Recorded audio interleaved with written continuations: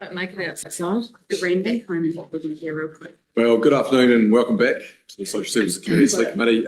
We are going through the structured agenda and we are now on number 5, the subject area organisational capacity and capability with our annual review. So first question, Carmel. Yeah, so mine is just in relation to the 6.5% worth of cuts that had to be made by MSD. And obviously part of that was the reduction in staff. And so just some quite specific questions around that I couldn't see in the report, and I could be wrong, so you can point me in the right direction. But how much in the end, because I know that you offered up voluntary redundancy, how much in the end did you have to pay out in redundancies over the course of the last financial year? It was $20 million. 20 million. Was that what you expected, Debbie, or did you have any forecasts, or you were just? We thought it was, excuse me, we thought it was there or thereabouts. As you know, we have a lot of staff with different contracts, so you sort of do an average, but depending on who, just changes it, but it was there or thereabouts. Okay. The other question in relation to that is obviously restructures can be really difficult, and that can cause some issue for staff. Over the course of the last year, do you have data on how many personal grievances were taken up with MSD? And I'd like to know whether or not that is in step with previous years or whether or not there were more. I don't have that information with me. My gut is not significantly high, but I'm happy to provide those numbers to you post the hearing. Yeah, if we could get the PG numbers, that would be good. And then probably a more difficult question, how many more rounds of cuts and restructures and staff losses does MSD expect to go through in the year ahead? Just being conscious that we are primarily reviewing the year to June 2024. But I'm applying it to, I'm backwards and I'm looking at like the cuts and capability and moving forward. So I'm applying it to, I'm hanging it on the right thing, Joseph. It is a difficult question. Obviously, we've taken an approach in relation to the last round of impacts on staff. We are trying wherever we can to minimise those. I can't sit here and say that there won't be more. We're hopeful that we can manage any further reductions through things like not filling vacancies, et cetera, et cetera. As you know, we're a large organisation. We've got about a 12% turnover. So that helps. So you'd manage it through attrition. That's one of the ways that we would look to do it if we were required to do it. Yes. I have a new question. I'm conscious that with the increase of people on benefits, that there will be a number of people flowing through frontline services. How is the Ministry of Social Development ensuring that frontline sites are safe environments for both staff and clients? Oh, right. Do you mind? I just want Yes, to get absolutely. Mel Gill up. Mel is in charge of organisational assurance for us. So the health and safety area is in her shop. Sorry. Thank you. So obviously health and safety and security is a top priority for us, and we're really focused on creating that really warm, welcoming environment for our clients, the communities we serve, and obviously for our staff. So we've done a number of things over the years, but I guess one of the main pieces of work that is almost finished is implementation of the physical security layouts in our sites, service centres for the future. That was something that we designed post the independent review following Ashburton and following the WorkSafe outcome. And that's really been focused in on both creating a physically safer place for our people to be, but also to improve the welcoming and warm environment for our clients. And I think one of the things we've really seen as we've implemented that is it's been almost universally positively received both from our clients and our staff. Our clients really appreciate the open reception spaces, and they really like the privacy afforded by our client interview desks. So that's one of the things that we should, there's a few sites because we've been moving into new sites which will not be completed, but by the end of this calendar year, we'll have completed that major program of work. The other area we're really focused in on is supporting our people to be well supported and trained. in their roles, a real focus on de-escalation techniques, understanding people's circumstances, so raising their awareness of mental health issues, suicide awareness, and obviously that dovetails in with all of the mahi training that there's people really focusing on in terms of our people. And obviously linking in behind that is a real focus on our people's wellbeing and ensuring that they are well to come into our places of work.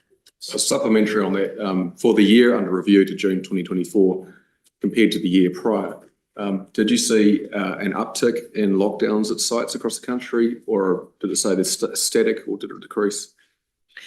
So I don't have the numbers on me, but I know that we have had an increase in lockdown increasingly over the last couple of years, obviously post-COVID, when we were not open for all of the time period there.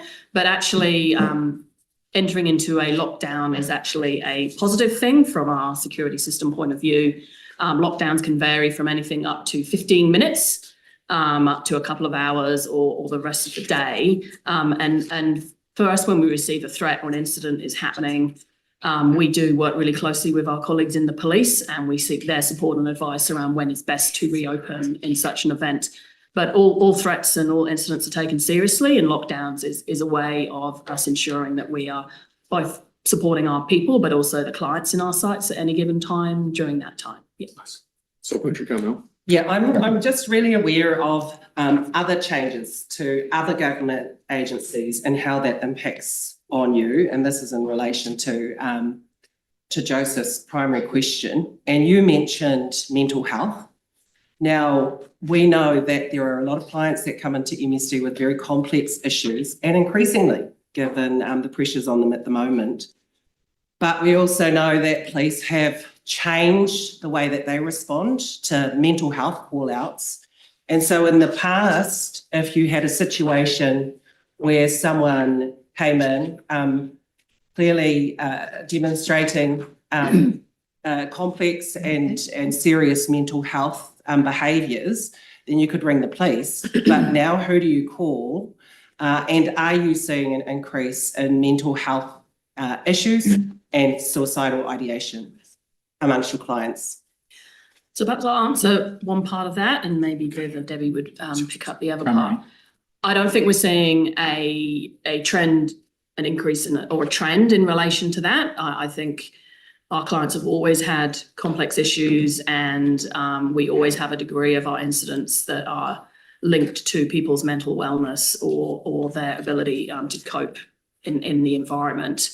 I don't know if we've seen anything linked to any of those other issues, but Viv, do you have a? No, I think it's all proportional to, we are getting more incidents, and as a result of suicidal ideation pieces, that's part of that as well. I think we've done a bit of work outside our place. A lot of our, Mel's quite rightly talked about the answer to the service centres, but we're seeing a lot on phones as well in terms of threats or threats. So that's gone up.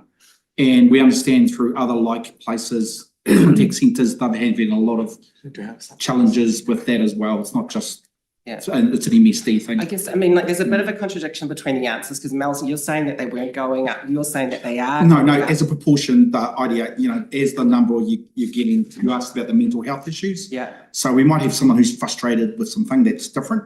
So it's the mental health issues. Definitely you're seeing a little bit. So just going back to the original question, how are you responding now that you can't call the police? We can call the police. You can call the police so for mental health related. No, because most of ours are around threats, right? So it's actually, we're not ringing them to say we've got a mental health person here. We've got someone that's threatening to harm us, or they've thrown something, they've assaulted. So we're dealing with the criminal side of it rather than making a call that this is a mental health issue. Right, because it's because of the risk to people, right? Whether that be other clients or our staff. So the basis on which we're calling the police is that there is an issue which is posing a risk to other people, or has happened, and that's the basis on which we ring the police. My supplementary is around the other side of that. So if we know police have stated that they've stepped back from attending family violence and mental health incidents unless they reach a certain threshold, we're not quite clear what that is, but that's deciphered by a 111 call dispatcher. Are you seeing any change to the increase in service demand as a result of that? And are you undertaking any analysis of what those impacts might be, given that your outcomes are to ensure New Zealanders get the support they require, that New Zealanders are resilient and live in inclusive, supportive communities, and New Zealanders participate positively in society and reach their potential? What analysis are you undertaking of that withdrawal service to impact upon your ability to deliver your outcomes? So we're not doing any at the moment. We're not seeing that impact directly as it relates to our service centres, because as I say, if something happens in our service centres and that incident causes a risk to our clients or our staff, we do ring the police and they do respond. So the basis on which it happens is kind of at one level irrelevant, right? You've got a risk presenting in a service centre, we ring the police and they attend when necessary. So sometimes we might lock down because I think you've got the wrong question. I'm not asking about danger to your staff. I'm talking about your clients who are wanting to get assistance or support. Yes. They aren't receiving that through a referral through police. Yes. They've called 111, police have said, not serious enough, not coming. Are you assessing the impact on the community of that withdrawal of service in terms of your outcomes? No, we're not. No. Supplementary, Ricardo. Thank you. And I know it's a heavy topic. If I heard correctly, that you mentioned that there was an increase in suicidal ideation. I was in response to the question, Ricardo. Nonetheless, but yeah. Can I ask, in terms of the issues around an increase in suicidal ideation or just mental health issues more broadly, what role would you say that material hardship and families plays, in your experience, to exacerbating those issues? We wouldn't have a basis with which to make those links, right? People have a variety of issues, mental health issues and others. I don't think we're making any links. I'm not saying they cause them. I'm asking from a frontline experience whether you think that's things like homelessness, hardship, debt exacerbate those really serious issues you just raised that you're seeing more on the ground. Oh, sorry, I misinterpreted your question. We are seeing frustrations in relation to our clients play out in our service centres. There is no doubt about that. What's causing that could be a variety of things. It could be frustrations with things that are happening in their family situation, things that are happening with them personally, whether that's driven by lack of resources, whether that's driven by mental health or other issues that they have. We don't analyse all of that. I guess that's what I'm saying. What we have is we deliver a service. We have people come into our sites. If there are issues that happen as a result of that, then we have a security process that we follow. And our increase is entirely consistent with many businesses and other agencies in New Zealand. It's certainly not unique. But my question was just, us. sorry to clarify, Mr. Chair, my question was whether hardship, debt, or things like homelessness exacerbate those issues. Ricardo, we've been asked and answered. No, it wasn't answered. Supplementary, Camille. My sup is in relation to other policies that will impact MSD.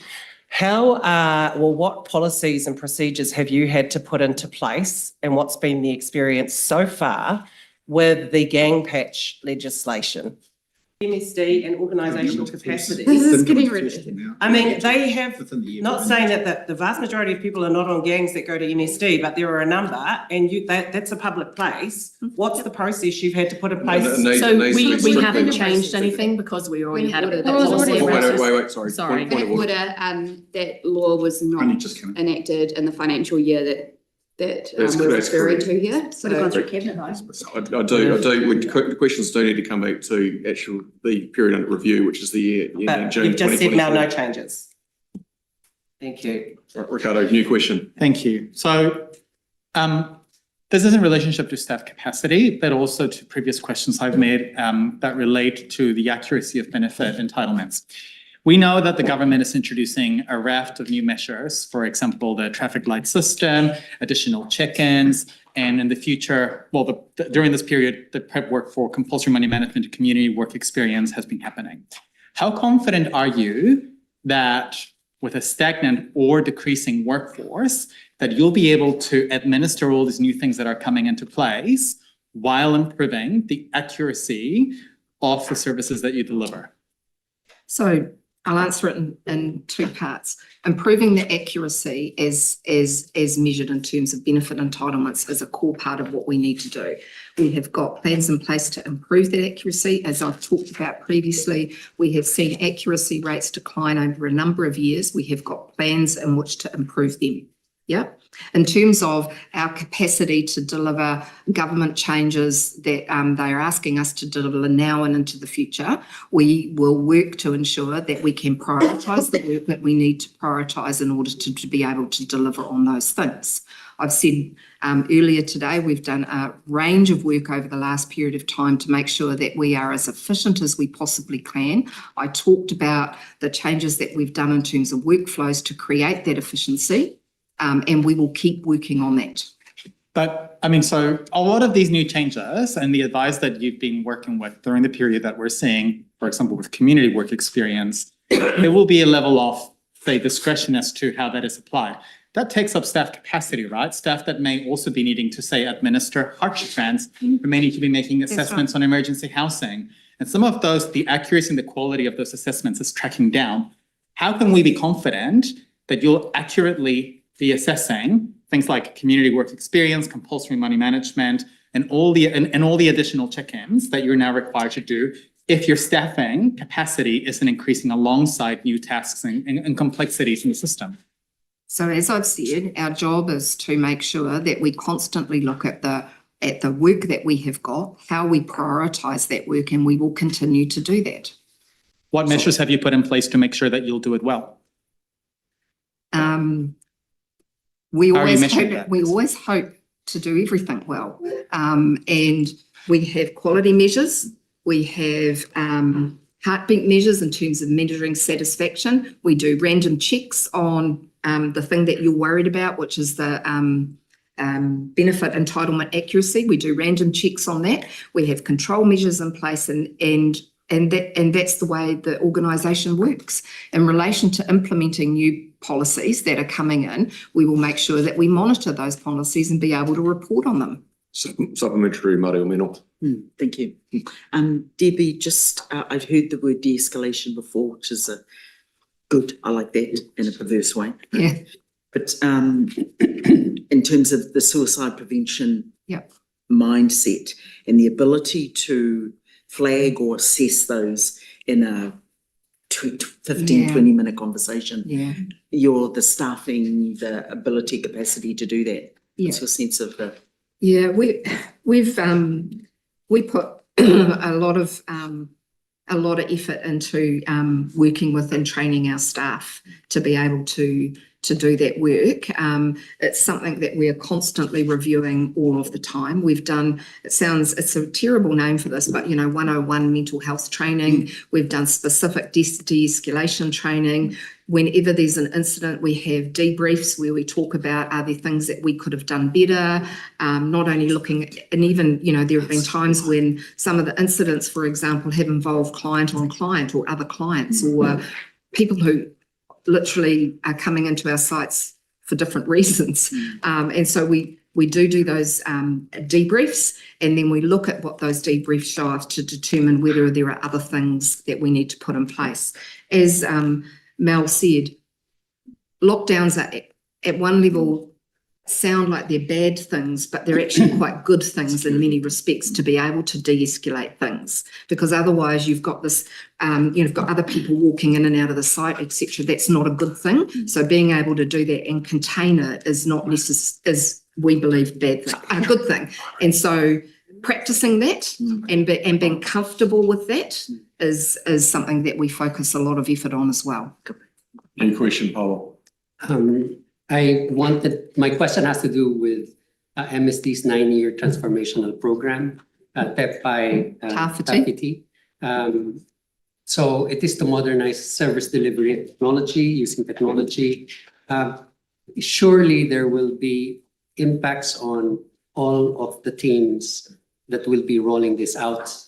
And how do you see this being rolled out, and how do you take care of your own people? Because we talk about taking care of everyone else, but I'd like to ask about how you will take care of your own people rolling this out.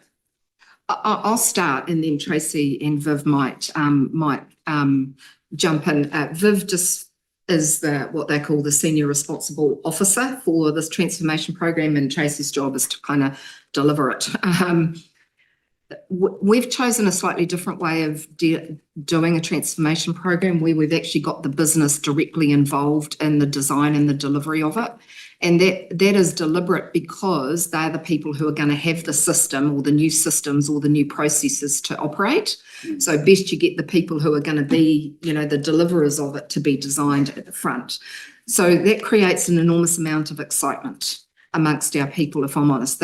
It's hard work, but it's something that they can see the real benefit. If you can imagine, as Viv, I think, alluded to, the number of applications, the number of screens that our people have to navigate, the lack of straight-through processing and IT-enabled systems, they can't wait to have a different environment to work with. So looking after them to be able to transfer them into the new world, like they're going to be saying, why didn't we have this 10 years ago? So I don't know whether there's anything else. No, I think you've answered it.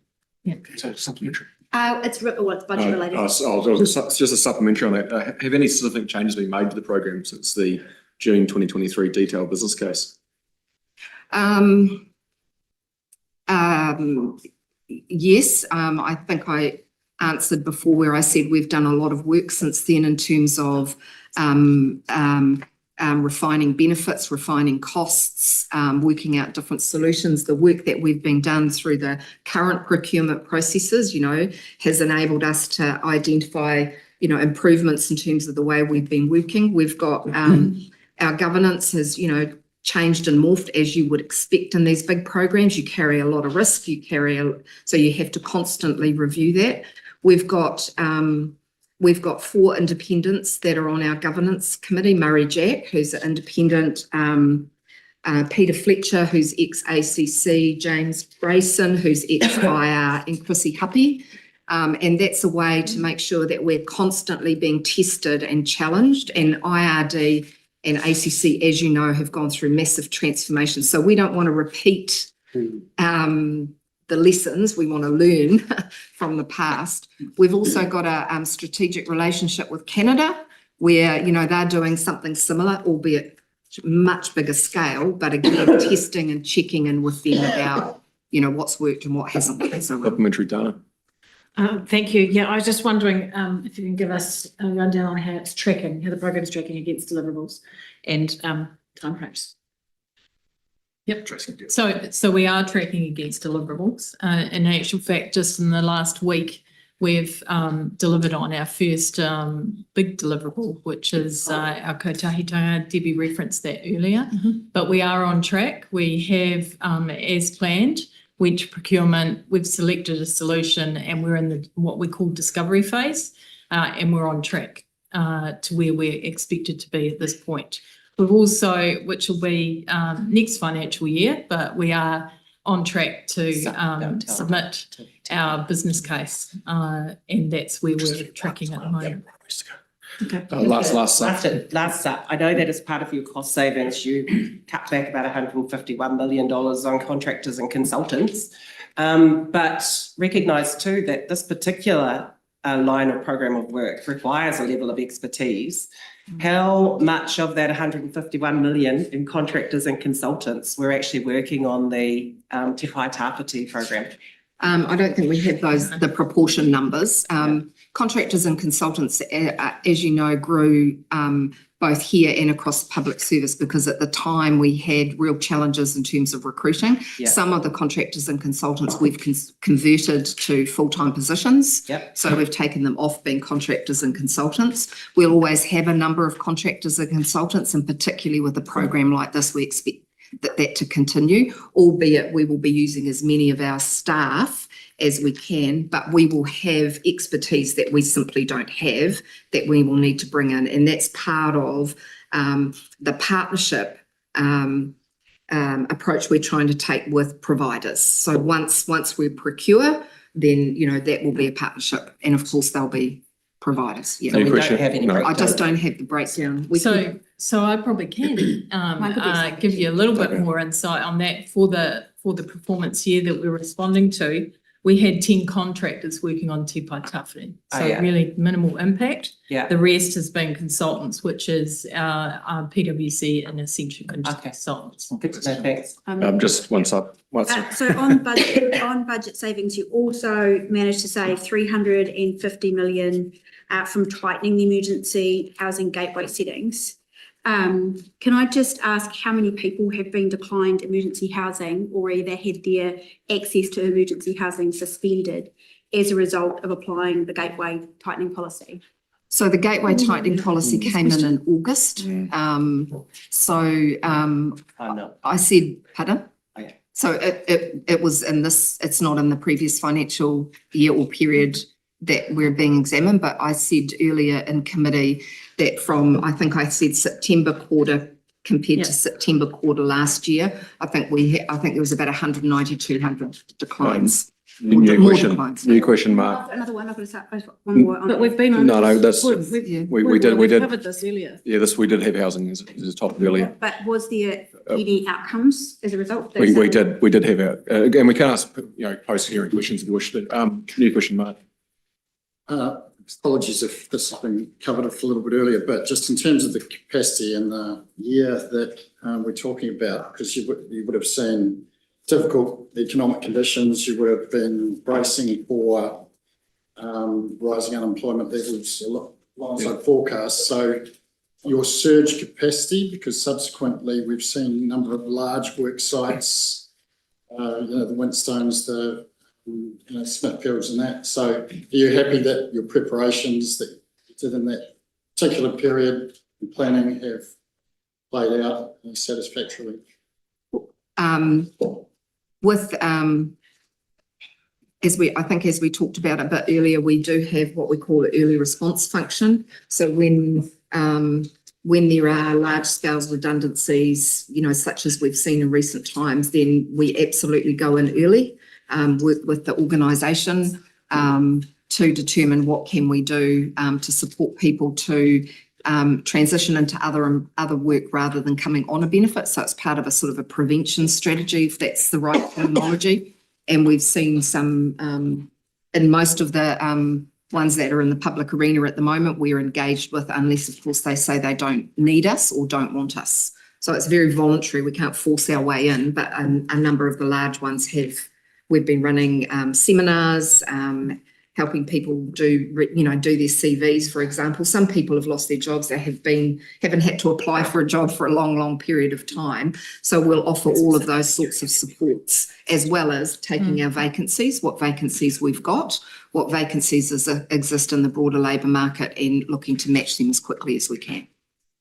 Last question on this topic. So on the line around meeting expectations to deliver existing and new services, when we look at the work you're doing to prepare for money management, if people cannot access hardship grants while they're on money management, how is your staff preparing to the reality that many people simply won't be able to afford basic essentials because they can't pay for, say, their bills and rent with their payment card? Well, those are things that we'll work through as we implement the policy. What do you mean? What is there to work through if people can't access hardship grants? How are you preparing for that? Well, we'll work through the policy as it gets. Can you give more implemented. detail, though? It's like, Well, have no, you because not done the any po- no, preparation because- for that? Because the policy is under development, and when it's developed and all of those things are thought through, then we'll put out guidance to our people about how to deal with those scenarios. I can't talk about things that we haven't yet completely designed. All right, we're now moving on to the next topic, which is disability support service. I'll just kick this off. What are the benefits of the DSS transfer to the Ministry of Social Development? And can you just sort of give us an idea of some of the technical or organisational capabilities that the Ministry of Social Development will be able to lend towards strengthening DSS to deploy their function more effectively? Right. So the committee is obviously aware that the government made a decision to bring DSS into MSD. Previously, and you had your hearing with Whaikaha this morning, that it was previously a departmental agency with its own chief executive. And while the money sat in MSD, it was its own it had its own chief executive. So the government made a decision to bring DSS into MSD. Part of the rationale was that we have a number of capabilities that can assist the disability support services, such as, we operate a big procurement function. We operate quite mature risk frameworks and risk processes. We have, as both Tracy and I talked about, we're starting to think about our future contracting and contract management system. We've done some work on that. There is an opportunity to think about how we might leverage that for DSS into the future. So the advantages of being part of a big shop where we've got a lot of capability, it means that we can use that capability for the benefit of DSS. I might stop there and... Oh, we've got lots of specific. Oh, can I keep talking then? No. Sorry, Judy. Liza, Carmel. Yeah, so lots of specific questions on this, opened with a broad one there by our chair.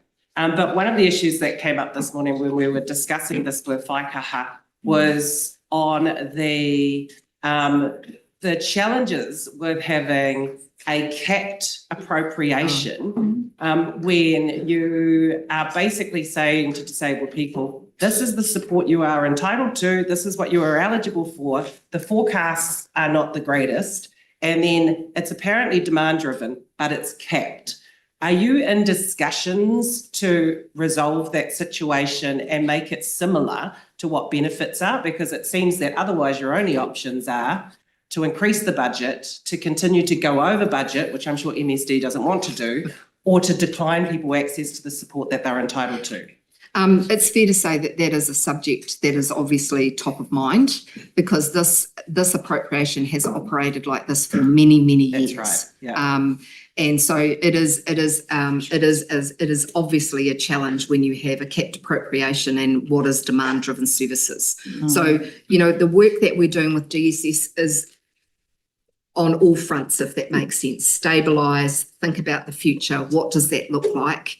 How do we work our way through that? And it's fair to say it's early days. I got responsibility for DSS on the 16th of September. And we're very clear that there is a big program of work that we need to undertake going forward, which will cover a variety of issues. If I could just come in on that one. Go, Chris. It's been quite an expansive rise of people getting disability support services over the last few years. In 2018 or 2019, there was 38,000 people receiving DSS. We're up to 52,000 now, so it's going up and up and up. I saw some IDI analysis last week that just showed the distribution of people coming into the system, and it's really loaded towards younger people.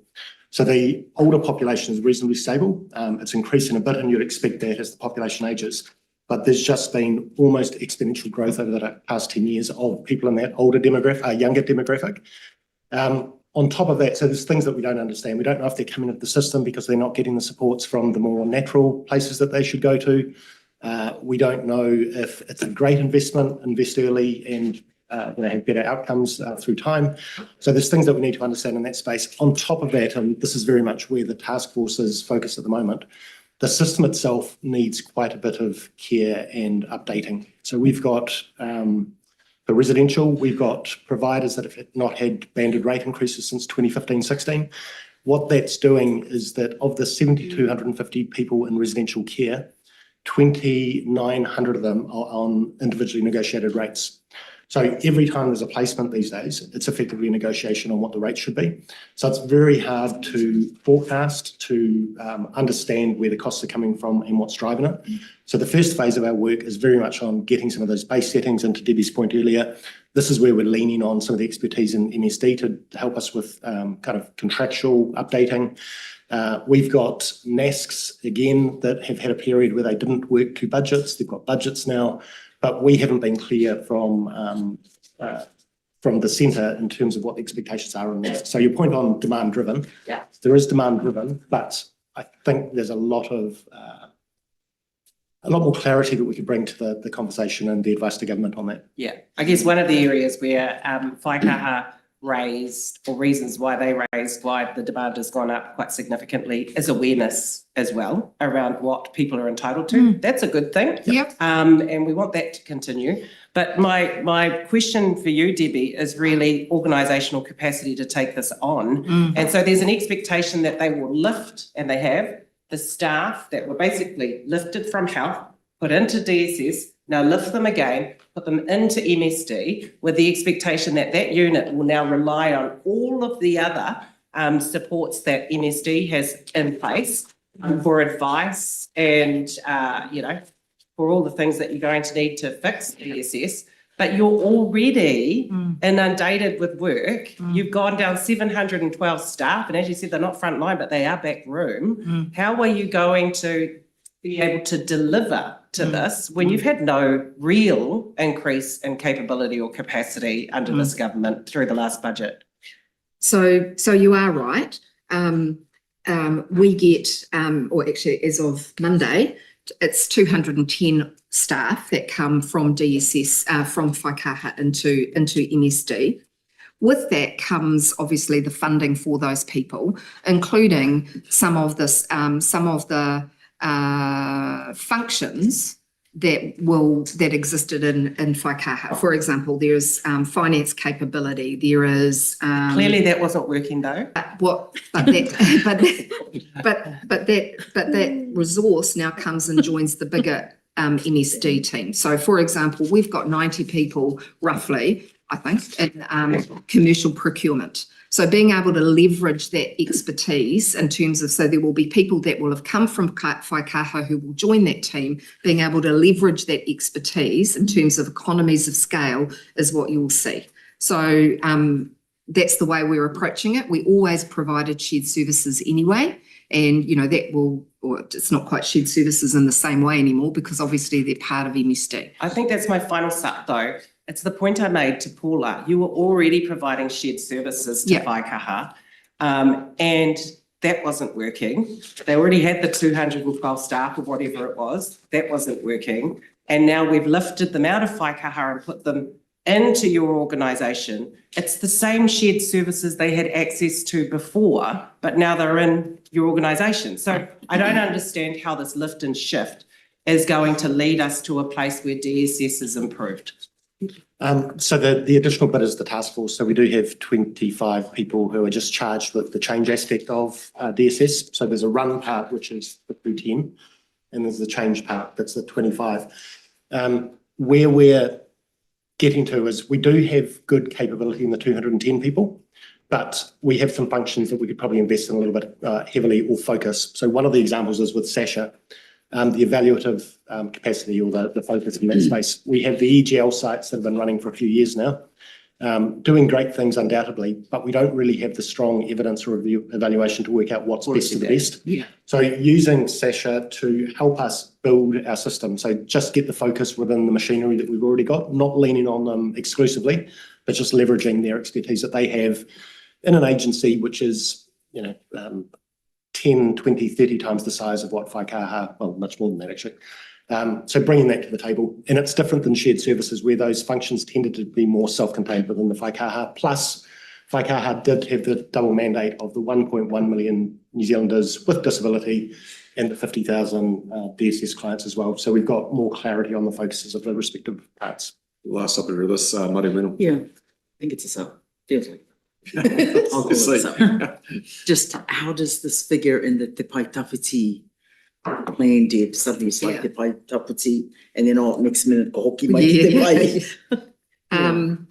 So the kotahitanga work that I talked about earlier, that is a new contract management system. So as we think about the DSS work, is there an opportunity to piggyback on the back of that? So, but I would say in that you can't just move it straight across. You have to understand it first. Yep. Some of the contracts in DSS have not been touched or renewed or changed since 1990s.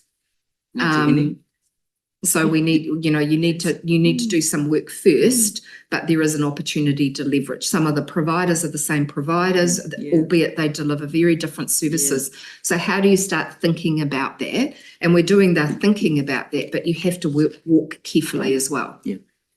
New question, Kaorangi. Oh, kia ora, thank you. So following on from this morning's hearing with Waikaha, we did ask the CE particularly around the timely access and the key performance indicators, and she did indicate that this might be a question that was better suited to you. So So I've been holding on to this question. So what I'm looking at particularly in the key performance indicator is all new eligible DSS clients are assessed within 20 days of referral is equal to or greater than. Now, we know in 2021 and 22 that was sitting about a 48% people had been seen within 20 days, and then in the last financial year, it was down to 41%, with the key performance indicator being 80% of people coming through being looked at in 20 days, which is a long time when we know the individual challenges and barriers that some disabled people are facing. So I guess my question is, what will MSD do to ensure or move towards disabled people getting that timely access as per the key performance indicators? Thank you. So we are in pretty active conversation with the NASCs particularly, and as I understand from those numbers, they were impacted quite heavily on one NASC that was a little bit worse performing than others. As I said earlier to Ms. Cepoloni's question, we haven't been particularly clear in recent times as to our expectations on the NASCs. So they've recently received budgets, that's one aspect, but performance is the other part. In the middle of next year, their current contracts come to an end, which is a great opportunity. This isn't a threatening conversation, but a great opportunity to reset what we're actually asking of NASCs and get on the same page and start working to those as you put it, really important timeframes, because it is a long time for some people to be waiting.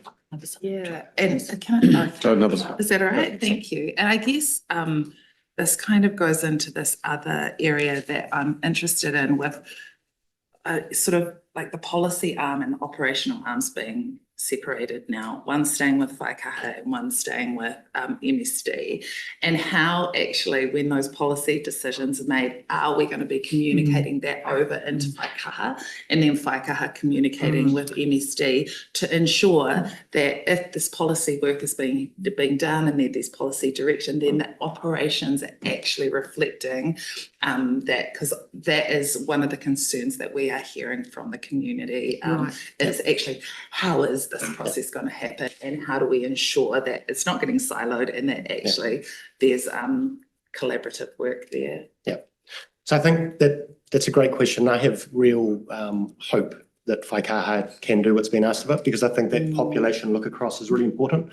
A lot of the conversations we've had with the community over the past couple of months, one of the common criticisms is the clash or the mismatch between different parts of government doing, what the community actually thought they should be doing. And I have a suspicion that DSS often ends up picking up some of the functions or some of the costs or some of the supports that should have been provided elsewhere.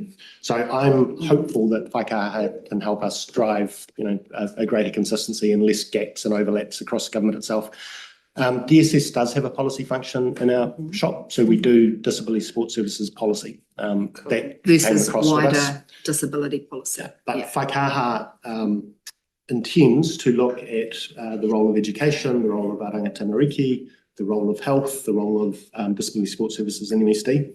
And I think that's a pretty ambitious mandate that they've been given, and I really hope that they can hold us all to account. Yeah, absolutely. Thank you so much. I know just a comment, not a question. I was just going to say it would be great if disabled people weren't having to go to 10 different places to access the services that they need, because we know that just that is a big barrier to getting the support services. We all agree on that. Supplementary, Laura. I just wanted to know, are you able to let us know what the NEPSA was or who? Yeah, 1 out of 15. Hold that down. What NEPSA was the underperformance? Vanessa, sorry. Let's not do that here. We- Yeah, I was trying to get that before I If it's came a in. law Are you able firm, to you discuss need it in a to tell written? We'll do a post-hearing questioning. Yeah. with it. I think Okay. the chief executive of Whaikaha agreed to provide that information, but between us, we'll make sure the committee gets it. Supplementary data.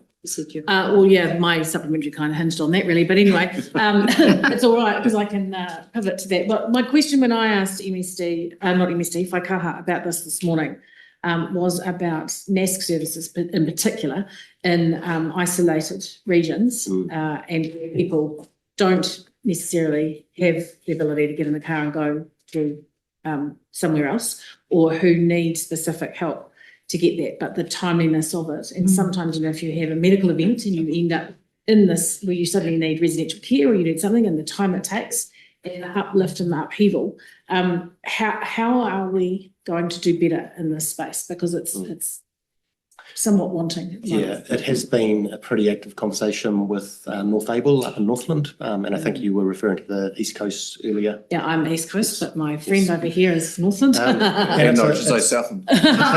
Everywhere in between. Some of those geographies are a little bit chicken and egg. So the budgets are small because the services are limited, and the services are limited because the budget's small, which isn't a very good way to set budgets and really hit population needs. So as part of the work, not in the first phase, which is very much stabilising the system, so it's up, bringing the contract rates up to modern day, just getting some of the basics better.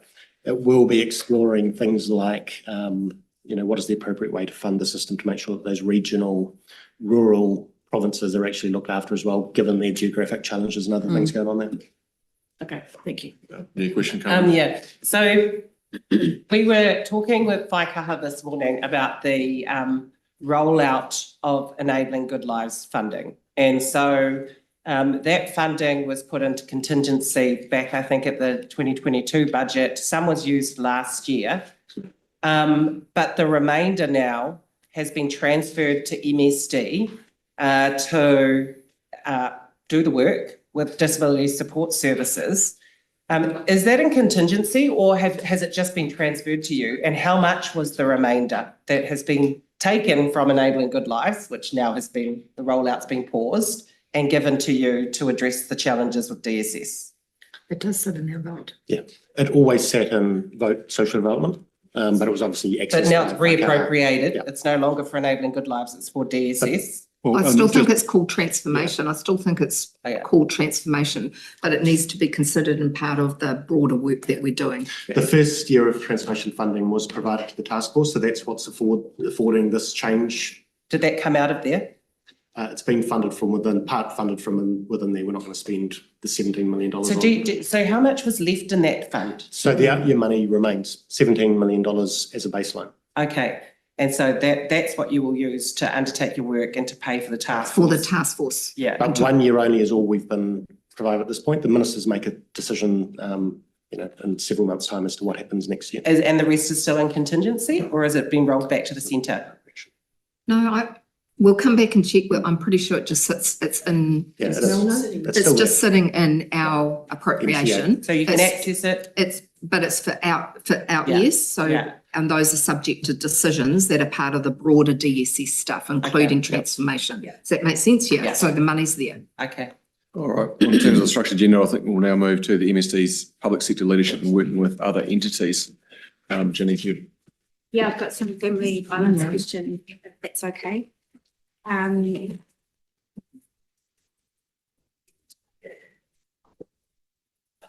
In terms of the joint venture, we haven't sort of heard much about the family violence joint venture. Could you just kind of tell us, a paper went to cabinet for a refresh of the Te Aotearoa strategy. When's that coming out? Tell us. Yep. Yeah. So so as you know, the action plan 2 is, I think, about to be launched. I'm not sure that that's in the that's been decided as yet, but there has been the paper has gone through cabinet. So that is, so as you know, well, you know better than I do. There was Te Aotearoa, which was the strategy. There was the first action plan, which covered a couple of years. And we've been working alongside other agencies and the Minister for Family and Sexual Violence on the next action plan. And that will be launched in the near future, I understand. Okay. And so the actions in the number one action plan, were they all done? Were they all completed? I can talk about the ones that related to, well, I'm passing to Marama. I can talk about the ones that related to MSD. We had 5 that were part of the first action plan, and Marama, you can talk about them. So yeah, we were leading 5, but we were also involved in supporting 18 other actions in the plan. So of the 5, we completed basically all of them. With Action 21, there was an extension, and that was to do with developing prevention initiatives in the ethnic communities.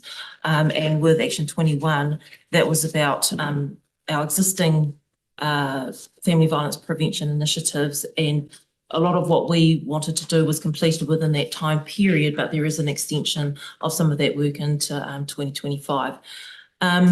If I can talk a little bit about what we have kind of achieved though, because, and I do really want to highlight the youth campaign, Love Better, which was launched in March 23, and can I say we just won numerous awards around that, and it's just Congratulations. yeah, thank you.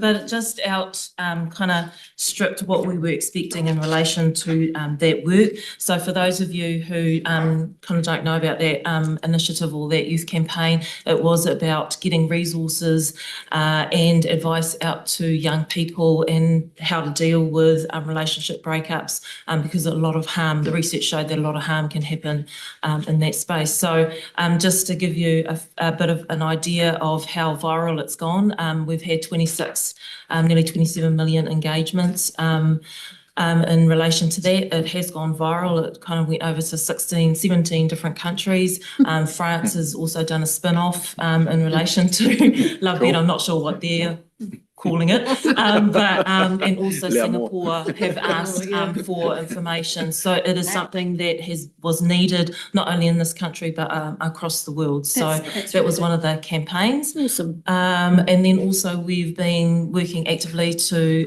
establish the helplines particularly for our women's refuge. So this will allow 24, does allow for after hours support to be provided from one centre, where in the past it was kind of operating all across the country. So it does give the workforce who are working in those spaces just time off, but it also does provide some efficiency in the workforce. Yeah. In terms Well, of, sorry, just a quick supplementary and I'll come to you. a lot of the feedback I hear from service providers is that when they're applying for a contract, they've kind of been given the direction that prevention isn't so much of the meal, the idea that they're wanting to have a more crisis response. Are you aware of any cuts or reduction to the provision of prevention type services or contracts? I know like, for example, North Shore Women's Centre is likely to close because they've had, I think through Oranga Tamariki, but some of the contracts that are being renewed have and some are MSD, but it's hard to tell. There does seem to be an overall trend that preventative type services aren't receiving renewed funding. So that's not the message that we're giving out in terms of MSD. Prevention, we see that as a key plank of what it was of Action Plan 1, and we will see some of that kind of come through in Action Plan 2 as well. We do have time, yes. We have funding for E2 Whānau, Pacifica Proud, and also some work in our, you'll recall that It's Not Okay campaign in that area also, and that will continue. There is some time limited funding that will come to an end next year though, but that was to put in place initiatives such as the youth campaign, Love Better, and to continue on some of our flagship initiative programs such as E2 Whānau. Thank you. That's really helpful to know. Part of Te Aotearoa was the idea was sort of build a network so people didn't fall between the gaps, and that was contingent really on year continued funding. Given the fact that last budget didn't receive any additional funding for family violence initiatives, does that impede the delivery of Te Aroha Kura? It didn't impede the delivery for us, so a lot of that funding has continued on in this fiscal year. There will be some that will come to an end. We are in a discussion about the action plan 2 and how we will resource some of that and look within our own areas to potentially reprioritise some existing funding. Just off the back of that, can we get a list of anything that was funded under prior to 2024 in this space, but is time limited and finishes next year on June 30th? Yep, we can get that. Just a couple of supplementaries, just off the back of Jenny's questioning. Just that youth campaign, that 27 million engagement. What were the primary channels that you reached out on? Yeah, I'm not an expert in this space, but and honestly, when we looked at the campaign, you know, because we're all adults and we looked at kind of some of the material and we're like, oh, really? But it really connected with that audience. So a lot of it has been used on the social media platform. So just again, just in terms of a stat, we've got in terms of TikTok engagement rate, that's at 35%, and partner benchmark for that metric is 14%. So it well outstripped what that benchmark was. And also the meta engagement rate was 11%, and again, the benchmark was 4%. So those kind of platforms have really worked well for that generation, and yeah, the word's getting out, and hopefully, yeah. That reduces harm. Yeah, nice work.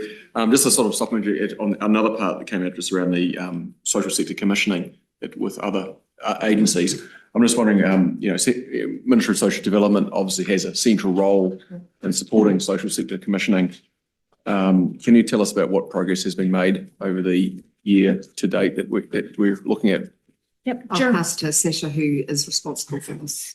So during 23-24, Question, and Well, kind of came out the back of that. the Social Sector Commissioning Hub developed guidance for agencies on relational commissioning, accompanied by 4 case studies on meaningful reporting, on outcomes-focused contracts, relational approaches to funding, and relational approaches to decommissioning. So that guidance is now being shared with social sector agencies, and a series of workshops have been facilitated to support their ongoing commissioning with different agencies. Marumenu, you're a sub. Yeah, it was actually just on the youth campaign Love Better piece. How did you get the steer? How did you know to go there? Because digital immigrants in this room mostly, a couple of digital natives. Tell me how you got there. It was a lot of research to show kind of where we had some gaps, and that pointed us to the young population. We partnered up with Images, who helped kind of design kind of the campaign and where we should go hunting. Yeah, they've been amazing. Yeah, we had 1,200 young people in the first campaign engaging in it. What would work, what wouldn't, and then it just continued to evolve. Yeah. Thank you. I might just go back to that public sector commissioning. Just one last sup for me on that. Just what progress has been seen in terms of that public sector commissioning? Social sector commissioning. Social sector commissioning. So that was what we did in the financial year. The current focus is on working with the Social Investment Agency to develop prototype outcomes contracts that will provide a kind of blueprint for the way forward. And with that, we're really focusing on some of the issues that are long-standing in the sector. So how can we make contracts more flexible and outcomes focused so that providers can bring together a range of money from across different government agencies to bring to bear on a person or a whānau, and looking at consolidating contracts. So one of the things we get, there's a lot of feedback about, is that that different providers have multiple contracts with one funder or multiple contracts across funders. So consolidating those. And also, this is the careful balance between collecting the right amount of data and information so that you can build the evidence base, but not collecting things that you aren't using. So making the reporting as meaningful as possible. Supplementary. So MSD is still leading the social sector commissioning work. So what do you do in the event, like we have seen, where you have a government agency like Oranga Tamariki, who are clearly breaching all of the conditions of what is good social sector commissioning by not providing certainty in the last financial year to those that were contracted to them, by not providing any longer length of time in terms of contract, not having that relational approach. I mean, there was a clear breakdown, which seems to run completely adverse to what the social sector commissioning approach is supposed to be. So we have obviously meet with them. We've got different mechanisms in different communities. So one of the things we're in the process of having a DCE group to try and share practice across. But we this is part of the reason for developing the guidance and sharing that and working with them around here's what we would do in a different way going forward. But as you know, social sector commissioning was a program of work to influence the way we did engage. But we can't direct others to either follow it or not. Originally, they were a lead agency on the social sector commissioning. They worked with us, yeah. Yes, that's but right. are they no longer? I think they still are part of the group that works with us. So as Sasha said, we can issue guidance in terms of what we believe is best practice, but we have no ability to tell other agencies how to do their job or their work or the way in which they do it. Okay. Yeah, primary question. Oh, no, sorry. And money and mental stuff. Thank you. You know my history in provider life. And all of it, I so, do. I just, what comes back to mind is times of the results-based accountability phrase, and we were all up and excited, and then integrated contracts that might have been before that. And so these terms are familiar. This sounds familiar and a little bit similar. Are you, tell me what's the defining difference, Steve, you or the team, just. Just one of the things We'll fight for the answer. One of the things is I think there are some things that we've never fully resolved. So how do you bring funding together? And one of the things we want to do is work through. So we're working on a small number and then to try and get guidance for how you go forward about some of those issues that we haven't been able to resolve. Right. And so the idea is to get things that we then know that we can roll out on a bigger scale, and similarly for the actual contract. If it gets to a real stuck place, where will you go? How will you unstick it? Where's the wrestling match have to occur then? Well, the work that we're doing is in partnership with the Social Investment Agency, and both our Minister and the Minister for Social Investment are very focused on how do we unstick if we get stuck, if that's the right terminology. But we know in this world that if we want to move to kind of outcome-based contracting, there are three elements to that, right? One is what are the outcomes? Secondly, who for? And thirdly, how do you measure success? And you have to get all of those things kind of working together. If one gets out of kilter, then that has the ability to not be as good as it possibly could be. And, some things it's easier to describe the outcomes, or it's easier to describe who you're aiming for than others. And, you can see that in any environment that you work in, that some of those things are easier than others to achieve. And if I can just add. Oh, sure. Yeah. All right, if I can just add, at one level, bringing the contracts together in an integrated way is actually quite easy. It's the back end stuff in terms of the accountability, the reporting, and how that reports back to the likes of Treasury and whatnot. So that's the thing that we want to really tackle this time. Supplementary, Jenny. Thank you. Just off the back of your success of the relationship breakup and how that worked, Mates and Dates was funded by ACC, which is consensual, healthy relationships, and have done really well. That funding drew to a close.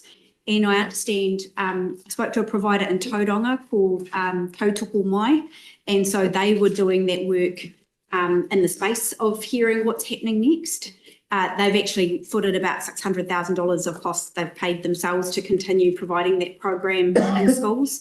They were told that it was potentially being funded by the Ministry of Education, but it does seem to fit quite good with Te Aotearoa if young people are being taught what is a healthy consensual sexual relationship. Is there any view from for the joint venture to be looking at who's funding this and be giving a message back to those providers about what's the future of this program? We can put that to Puna Aonu. Obviously, I'm not responsible for that. While I'm a part of the board, all we can do is do that. Okay. Okay. Thank you. New question, Paulo.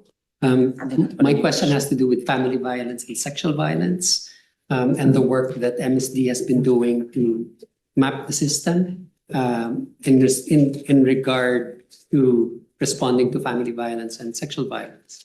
Could you talk us through the key findings of that process, that work, and what improvements can be had from the learnings of that work? Is it the mapping? MSD's The work that, yes. just the work that we've Yes, been yes. doing with, just the work we've been doing with family violence, sexual violence. Okay, I think maybe you're talking about the service gaps report that was part of Action Plan 1, perhaps, or just the infrastructure that we've Yes. got set up. Yeah, Yes. so, I mean, we're one of 10 agencies that work together in relation to responding to family violence, sexual violence, and the prevention of that. We have a CE board, which Debbie is part of. Also, I'm part of the DCE group. We are coming together on a regular basis to ensure that the work that we're doing is being maximised and we are aligned in terms of what we're wanting to achieve. We are very clear about kind of the actions that we had in Action Plan 1 and how they kind of connect and work together. Similarly, we're doing that same work around the Action Plan 2. So we're really happy that we're just about near kind of launching that, and hopefully that will be done by the end of the year. So that's the kind of infrastructure that we have in place, but we do have to work really closely together on that, and it's really important that the right hand and the left hand know what they're doing, so we can maximise opportunities and the resources that are in this space. Okay, thank you. Supplementary Maraweno. Didi, are family harm teams still a thing? They're still operational, they're still national, and you've got a national base here. There's a variety of tables, if I could call them that, that focus on family harm. I think all up, including the fast track ones, there's about 47 of them. So yes, they still exist.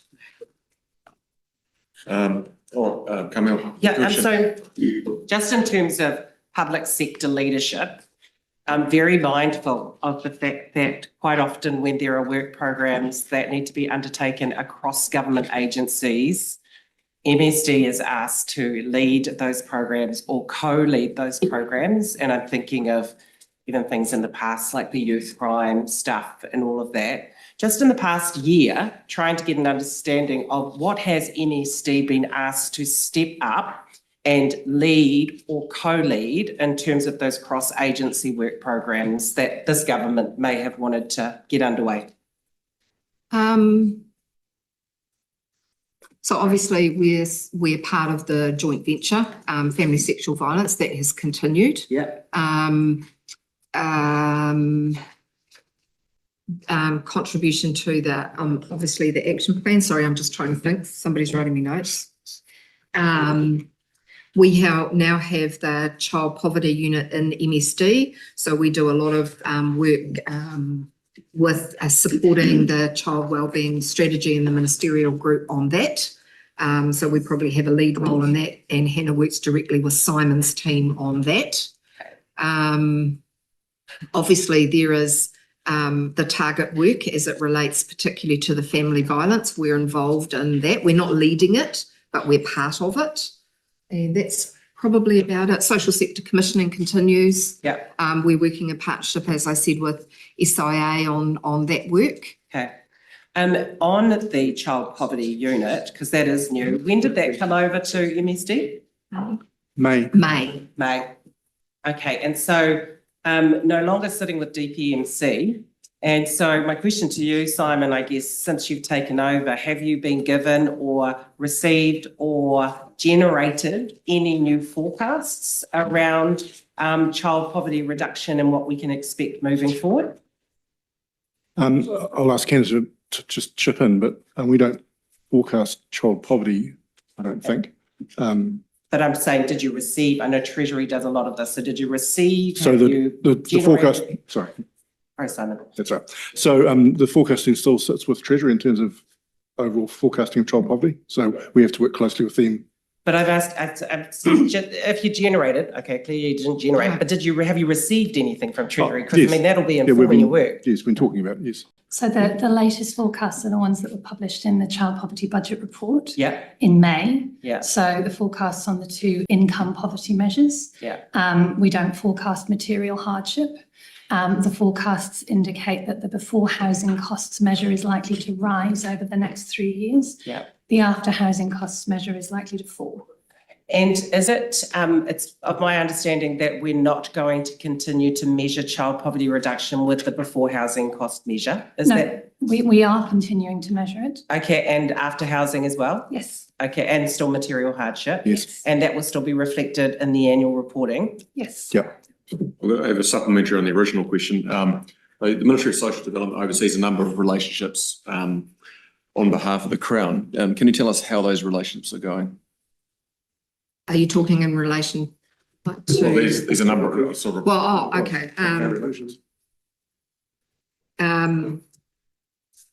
I can talk about the relationships that we had. I touched on this earlier, but with Tūhoe and Tahiku as an example. So We've reversed that one. Well, is there anything new that you haven't touched on? not new in the per se, I guess, what I would simply say is those relationships are going from strength to strength. I think that in particular with Tūhoe, as Marama said, we've now got an integrated contract with them, which is really helpful. That goes some way to bringing, those multiple contracts together in order that we can focus on achieving outcomes with them. So probably that I just finished the sentence that I didn't earlier. Yeah. Thank you. Mario Mena was supplementary. Connected to Joseph's question, and you mentioned Tūhoe and Te Hiku, and what I know obviously in terms of the way that that's gone and still going deep, so they're good models of what works. If you turned and scanned the rest of, say, the Māori world, where those bodies meet in any case, so you've got the Kahua Tānu, for instance. So that's a whole body of Māori capability right there that MSD isn't lead, but we certainly saw over COVID the way in which those things came together. And where those bodies are already capable, ready to go, smart, because I was on that one. Yeah. Just to mention. But I guess what I'm reflecting is those bodies already exist. They are Māori sector groups with already Māori capability. How would you see, and I know this is 23, 24, but it's just look forward, how you might connect if the Te Hiku model is a model. Yeah, I'm just trying to get, how would you see that as a useful, important, critical group to jam with, right? Because that's where the bread and butter is, how do you get to support? I mean, I think about Te Hiku as an example. So Te Hiku Social Accord, 10 years in the making, we're I think 11 years. Te Hiku in particular, their particular kaupapa is to work on the system, not in the system, if that makes sense, which is a slightly different model than we might see around the rest of the country. And they are very passionate about making settings and system settings right and fit for the people of Te Hiku. They were always very strong that they didn't want to be service providers per se. They might start something, incubate it and spin it out. And we've seen that with some of the work they did in seasonal work and Te Whiria Temuka as an example. But they saw that as very different. And the way in which that we work with them is and that's it's a great model and it brings in the interest of all of the different iwi, but the iwi are still their own iwi. It does not, it's not above, it's alongside and support. So that is a really good model, whether it's whether other people want to follow that is slightly different, but Te Huku, we've always very clear about that right from the beginning, which is different to being a service provider per se. The other way that I think we've engaged with some of the iwi capability around is we have regional public service commissioners. So MSD has regional commissioners, we have public service commissioners, and in those days, the example that you talked with Edu Linden, who was the commissioner at the time, was heavily engaged with them in terms of thinking about how to respond and how to make sure support and services were in the right place. Last supplement, Ms. Carmel. Yeah, just on relationships in general, I guess, I know that the whānau order commissioning agencies have wanted to progress a relationship with MSD, and so wanted to know whether there's been any development in that space with whānau order, and if there has, what does that look like? So we engage with first we engage with a number of whānau order providers, and you know have where we will work with them alongside of the commissioning agencies. We have relationships with the commissioning agencies. We're just progressing those conversations as they progress. You, Kirsten, Jenny. And can I just also you just add that, and it's really in response to one of the questions that Willie Jackson had asked too, is that, so there is a target at the moment of 8% of all your contracts, this is set by MB, are with Māori. Just so you know that for MSD, that's 16.5%. So we've well outstripped that target, just saying.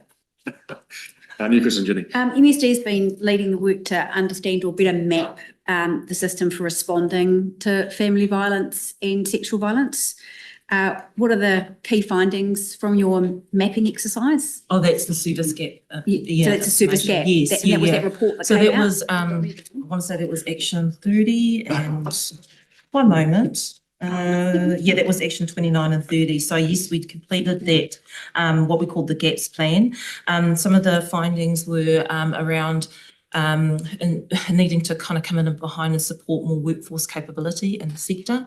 There were some gaps in relation to sexual violence services, and some also in relation to users of violence or perpetrator services. And then the other area was about having tailored services, particularly for tangata whenua. So those were kind of the key themes. And is there anything that's going to happen as a result of that? Yes, some of that will be flowing through definitely into the next plan. Okay, and I just had one other in relation to your responsibilities for the Oranga Tamariki Action Plan. Has the refresh and republishing of the child safe policy resulted in any changes to the levels of reported or even suspected identified abuse by MSD staff, and if there are any actions as a result of that? So we have refreshed that online tool and made sure that all of our staff are aware of that, but I'm not sure that we actually monitor whether that is increasing referrals. I don't think we do that. We just have a tool. We make sure that staff know that that's required of them, and that's where we. So there's no way of knowing if they're doing it? I'll have to check for you. Sorry, I don't have the answer. New question, Laura. Cool. So following on a little bit around collaboration with government agencies, I know the Ministry of Education is going to be doing some work on truancy with the new STAR program and looking to engage other agencies. So that's future forward. But what I'm wanting to hear from you guys is what kind of work does MSD do, or services do you provide assisting whānau to get their children to school, whether it's those clients of yours or whether it's people that are finding like financial hardship, or maybe it's like access depending on where they're living. What are your current supports in place, and also how do you think you'd be able to assist in working in that program? Well, I think what I would say is we don't have any direct support that we provide that I can think of, unless somebody else can tell me I'm wrong, in terms of the provision of getting children to school. I talked about it in the context of emergency housing, in the context of emergency housing where we have a flexible fund whereby if children are needing to get to school because they're in emergency housing out of their area. At a regional level, the regional public service commissioners will be working, I think, locally with their education people to support whatever initiatives education are doing in terms of removing barriers for people to get, for children to be at school, and they will be doing that work locally, and I don't have any information with me today about particular initiatives, but I have no doubt that there will be. Is that one of the social obligations that kids must go to school? Yeah. So that's something that's in the legislation for MSD to potentially sanction families about. But you've got no way. You've got no way of enforcing that. As I said before, we're just taking a very pragmatic approach to social obs at the moment, and our focus has been on job seeker. So, the things we're talking about will be local initiatives that will be run through the education system. Your question, you got a supplement? I was just going to say it has been hit and miss because there are some areas where it's been working well. I guess just more of like a general question. If I was on a benefit and I rang your service centre and said I was unable to afford to get my children to school, is that something you assist with? It would be, it's probably not something that sits necessarily within the hardship assistance per se. I mean, again, we'd have to understand what else was going on with people in their broader circumstances. I think if you're a beneficiary, if you're saying you're a beneficiary, you're having trouble with travel costs, we could do something with that. Yes. If you aren't a beneficiary, then you'll come into the asset and income test piece before that. I was checking on beneficiary because beneficiary. that is often it's a huge reason why. So you're not going to be eligible, Laura. Obviously not. But we would. Okay. Cool. Right. So, but clear as sorry, I'm just going to just sup on that, just to be really clear. So if someone's on a benefit, they could get assistance for travel purposes to get their kids to school if they were struggling. And it's recoverable, right? Yes. Yes. So I've got another question if no one else. No. New question, Ricardo. Thank you. I wanted to ask about your work with Treasury around the child poverty targets, and just in line with, I guess, working with other agencies. My first question was whether in the work that Treasury undertook, that I no doubt you would have fed into around the new targets and new forecasts, particularly around child poverty, is it correct that these new forecasts relied on the government taking basically zero further action? So the forecasts from the Child Poverty Budget Report 2024 take into account what is known about the economic circumstances and then the initiatives that are being announced in Budget 2024. So it included things like the increase to the in-work tax credit, the changes to personal income tax levels and family boost. Sure, but the forecast, am I correct in saying that the forecasts that the government, because the government basically weakened those child poverty reduction targets because the government deemed it to not be, the previous ones to be achievable, right? But am I correct in reading that the new forecasts assume the government takes no new further action? So I'll just clarify, the government has not changed any existing child poverty targets. Of interim. The intermediate targets that were set in June were new targets as required under the legislation. So that's the third set of intermediate targets. They didn't change any of the previous ones. The forecasts, I think, have to be based on what Treasury knows is going to happen. So, as with anything Treasury forecast, they'll base it on decisions that Cabinet has made and the Minister of Finance has communicated, and they won't speculate about things that might happen. Right, and if that's forecast, they're assuming. So just could also add that the Treasury's forecast, and we don't do them. We have limited input into them, so limits to how far we can actually explain. Yep. So if those forecasts show that material hardship for children is going to increase, how are you adequately preparing for what one can only assume is going to be an increase in things like hardship grant, advances, and other assistance from work and income? So the forecasts don't model material hardship. We can't model material hardship, just It's only. When you're measuring child poverty, like. We can measure that, we measure it retrospectively, but we don't forecast material So hardship. only the because income it's a survey measure. measures are forecast. Yeah. In terms of the. Well, with the recent increase in material hardship that we're continuing to see, and many are predicting that will continue to increase, how are you preparing for what seems to be a trending increase in material hardship? In terms of child poverty specifically, or And, broad? well, yeah, if Treasury's saying as the material hardship continues to go up, and there is obviously no way in which it'll suddenly drop steeply in the next 3 months, how are you preparing for what seems to be an upward trend in material hardship as MSD? So you're asking me that? Yes. So if people need hardship assistance, they will come in as they do now. But it seems All to right, me no. you're already stretched resources, and it's like, how are you preparing for increased material hardship for children? Well, what we've said before is we're continually looking at what efficiencies that we can make, and we will continue to meet the demand. At the moment, our wait times are 7 minutes. Our processing times, while they've gone up 0.1%, the timeliness is still within what we would expect the normal parameters to be. And the work on hand that we have is very minimal in terms of what we would consider manageable work on hand. So yes, we are under pressure. There is no doubt about that. But if there is more demand to come in, we will meet the demand as we always have done. Right, last up on this, Carmel. So going to what Ricardo was asking about Simon, and sorry, what was your name? Hannah. Hannah.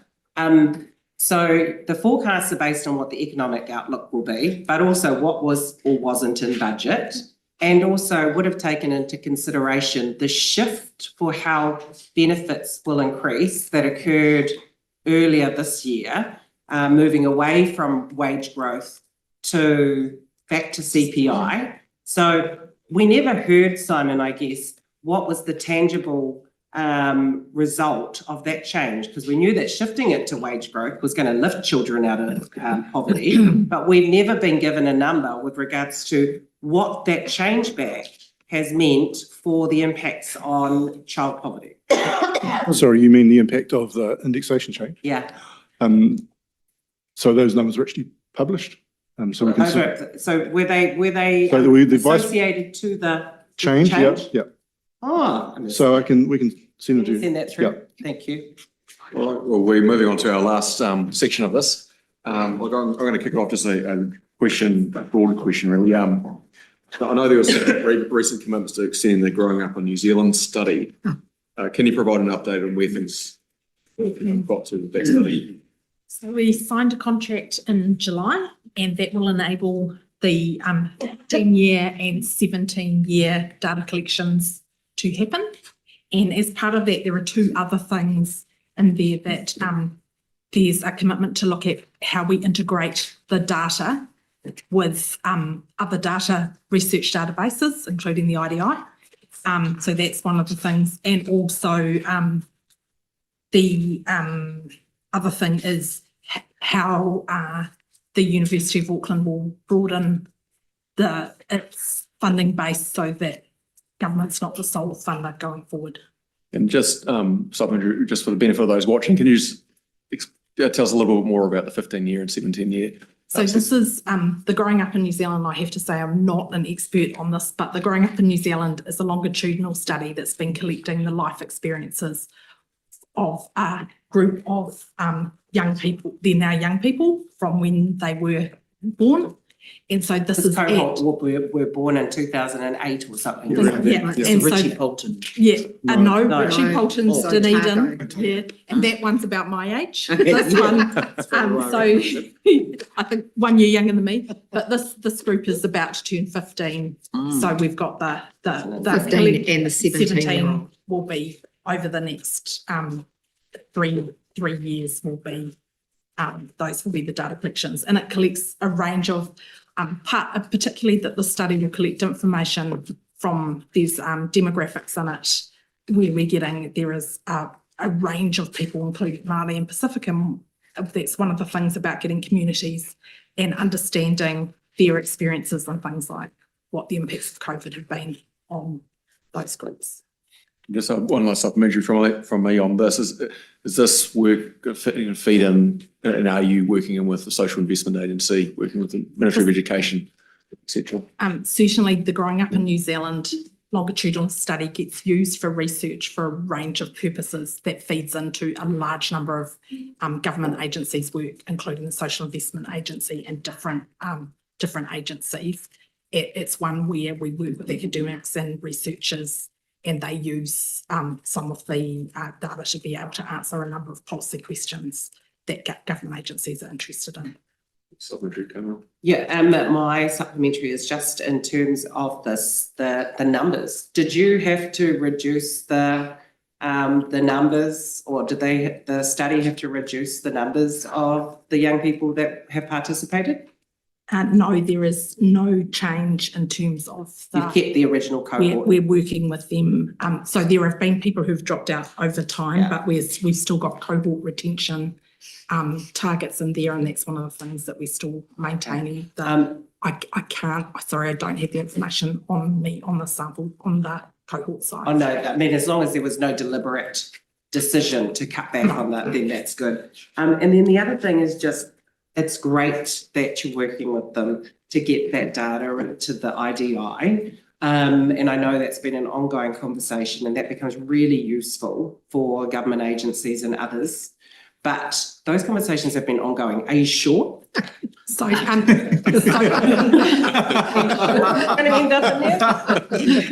what I can say is that there have been a number of conversations, and they are working with states at the moment, and that is progressing positively. Is it a condition of the ongoing support for them? It's definitely one of the things they need to work towards, and as part of that, and there is an independent review after a year. Okay. New question, Ricardo. Thank you very much. So going back to just in general issues and going back to sanctions. So I've mentioned before, sanctions are tracking upwards. How are you monitoring, if at all, during this quite steep increase in the number of sanctions that are being applied around the impact that it is having on families with children particularly? Are you doing any work to track the impact of sanctions? I think it was asked this morning, wasn't it? Not on the impact of sanctions on children, no. It was as much I as would be the one happy to have that question. Yeah. Are you tracking at all the impact that the steep increase in sanctions is having on children? So we monitor who is sanctioned, we monitor how long they're sanctioned for, we monitor whether they have children or not or do not have children. We know the time that sanctions are, how long sanctions are applied. And if they're in case management, they are actively worked with and checked in on to ensure that there isn't anything else going on or any other issues. But is that a long way of saying, no, you don't measure the impact that sanctions have on children?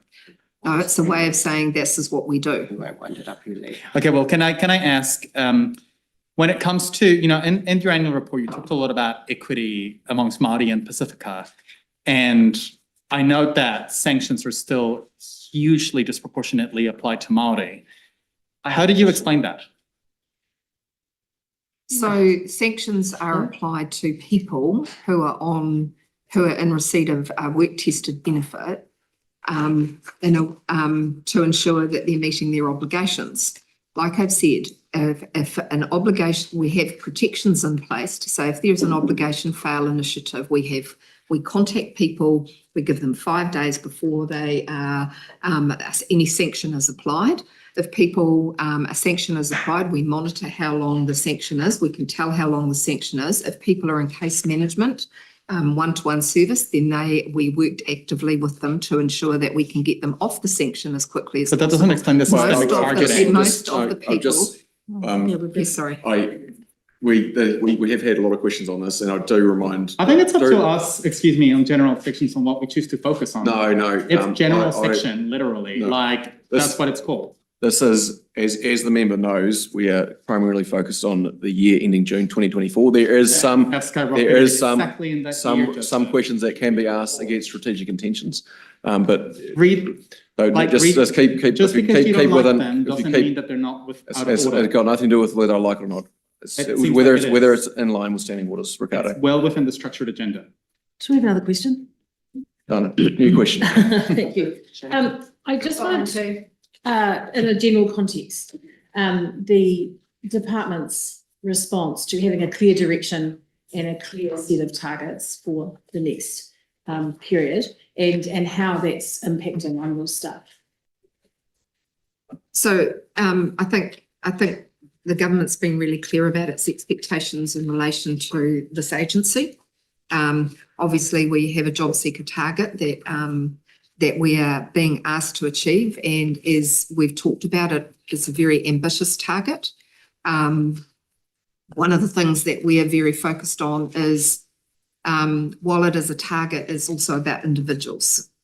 And I've always been really clear that the people that come to work for our organisation want to get people out of our system and independent and go off and live their lives. I often talk about work as a way to do that, but also how does that relate to building resilient communities? You know, and I talk about resilient communities are one where people can participate in their communities. One of the ways that they can participate is because they're in work or training or further education. And resilient communities, you know, are strong and can mitigate a whole lot of other things that happen. If you do not have people who are working or engaged in their communities, I don't think that's a great place. So while it is a target and it is about numbers, for me, it's about communities, it's about individuals and families, and how we can help us change their lives through work. My people are very focused on that and the opportunity that that brings. What we've done with both targets, but you know, obviously housing's in a different space, the emergency housing, so just on the employment, we break it right down to our service centre level in terms of their 5-year target, so they can have a look in terms of their contribution. We adjust that depending on where the numbers are going to. So we're trying to make it at a local level, and this is not about us trying to share blame. It's the opportunity that actually, if you live in Kaitaia, this is, we've got a work target to get, but this is about getting people from Kaitaia into work, whether they be beneficiaries, locals. We just want people to get into work, get them ready for work in there. If it's Kiwi, the same thing.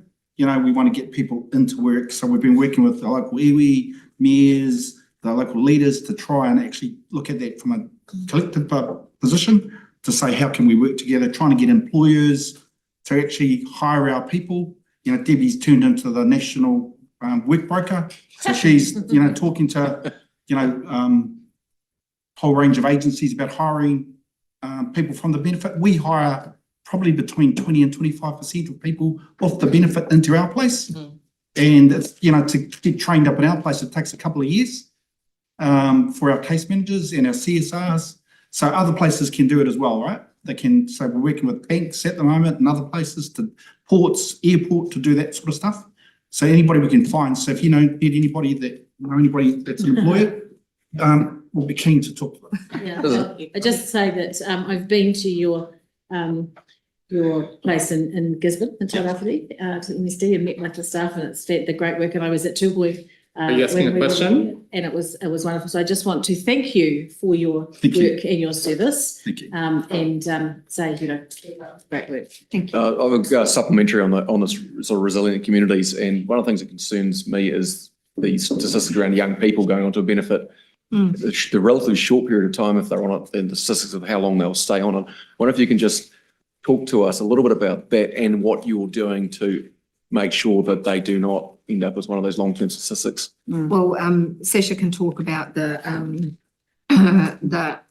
average future years for young people, but clearly young people are, you know, and it's in all of our interest to make sure that young people can get opportunities, whether it be work or further education and training. And we have seen young people come on to benefit, you know, in large amounts. So one of the things that we are doing is the phone-based case management that we've put in place is focused on young people. And that's, you know, they do engage on phones better than they do in person sometimes. So being able to provide that service and focus and make sure that they're getting the support that they need, whether it be a driver's license or something, has been of benefit. And it's early days, but tracking well. Sasha? Yeah, so people who come onto main benefits under 25, it still is, sorry, I'm just checking onto all main benefits, it's still future years of 20.4. But in terms of the into job seeker support, that's 18.2. So The sorry, report shows the projected years have declined in terms of. Just a small Yeah. amount. Small amount. so how quickly do you need to get them off the benefit according to the statistics that you've got to make a measurable difference? I don't know whether we know that, but what we would say is if the longer people stay on benefit, the less likely they are to exit, or the harder it is to exit. So we would want to get people off benefit within 13 weeks, if we could. And supplementary on this, just thinking about that earlier campaign around targeting young people and social media, is there any thinking around using that as a tool to inform young people about what options and what training options there are to help get them work ready and or education ready? Yeah, we have one of the opportunities that we see through the new digital employment service that will come on next year is to be able to push opportunities to people. So the idea is if you get people's profile into the system and there's a job that comes up, you'll be able to push that job and equally push that profile. So it will be, it'll be a much more interactive system rather than relying on us having to get the person in or the employer. So, we'll be able to do much more of that. Yeah, And we're working closely with the Tertiary Education Commission on that to make sure that our digital offering, we're joined up with their digital careers services. Can I just do one more, actually I've got two more subs, but just on this specific point, I've certainly seen with my young people I know that they use things like TikTok as an information service, and it can actually be really detailed information. Yeah. Is there some thinking around using that to explain what options are available? We do push a lot out through social media. I'm not sure we use TikTok that often. Government agencies are allowed to, eh? I'm not sure. I don't think so. But we aren't. And last supplementary from this is just around the role of business and actually upskilling them in terms of what tools are available through the Ministry of Social Development to support them to hire young and other age ranges. Well, one of the things that we've been talking to our people about, Viv might want to jump in, but with the fact that we have a whole large number of newly unemployed people come, it's an opportunity to engage with employers who haven't necessarily engaged with us in the past. So we're clear we need to work with all of our clients, and many of them have complex needs and barriers, but we equally have a whole lot of New Zealanders who have come into the system that are new, and some of their skills will be applicable to employers that we might typically not have worked with. And so we're encouraging our regions and our work brokers to start to use that as a way to engage, to say, here is some talent we have that have just newly been unemployed that are obviously keen to get back to work. Here's an opportunity, here's some people. So we're trying to expand the number of employers and the way in which we work with employers at the same time. Your question, Carmel? Yeah, so one thing that we haven't asked about today is, in any great detail, is support for our social services, particularly in relation to food provision. And I understand year-on-year budget decisions have to be made. There was a budget decision not to give more money in 2024, but then that was topped up by 6 million. We're hearing from our social service providers that the demand they experienced over the last year has not subsided. And some of them are looking to close doors before Christmas and certainly by June next year. Are you in active conversations on how you can support some of our social service providers, given what they've experienced over the course of the last year, and that they're saying demand is still going up? Yeah, it is obviously challenging, and we are in conversations. And any future decisions about that are yet to be made. So that's probably all I can say. But we absolutely understand and have been talking to many of them. In terms of the funding. Yeah, and as you know, the Food Secure Communities was established in 2020 and it was a response to COVID. A lot of that funding is time limited. It is due to come to an end 30 June next year. We are keeping our ear to the ground. We're talking with providers constantly. So as our minister, she has engaged with many of them, including Auckland City Mission, just to understand what the demand is there. So we're acutely aware of kind of the situation, and we're just keeping a watching brief on what that looks like. Are you aware, apart from Dave Letelli's food provision service, of any others that may close down before Christmas? I'm not. No, I haven't heard anything more. But the only other thing that I would say is that, you know, we've, during that period of time over the last 4 years, we have, as you know, kind of set up that infrastructure. So we have the New Zealand Food Network plus all the regional hubs. And they are a way of kind of getting kind of some of that donated food out, particularly in bulk, across the country. So that model will still kind of be in operation. Any question, Jenny? Thank you. Just roughly, how many of your clients would be Māori? Like what percentage of MSD clients? About 40%. Okay. I was just I was looking through the annual report in terms of Crown Māori relations, and it's kind of pretty vague. There's a part in, I think, page 43 that talks about Māori Crown relations capabilities. I would like to know, given the large portion of your clients who are Māori, what is your program sort of in terms of enabling that engagement to take place? And I'd be interested to know if decisions such as things like repealing Section 7AA from the Oranga Tamariki Act has had an impact, or even the Treaty Principles Bill for that fact, has it had an impact upon the ability for MSD to have a strong Māori Crown relationship?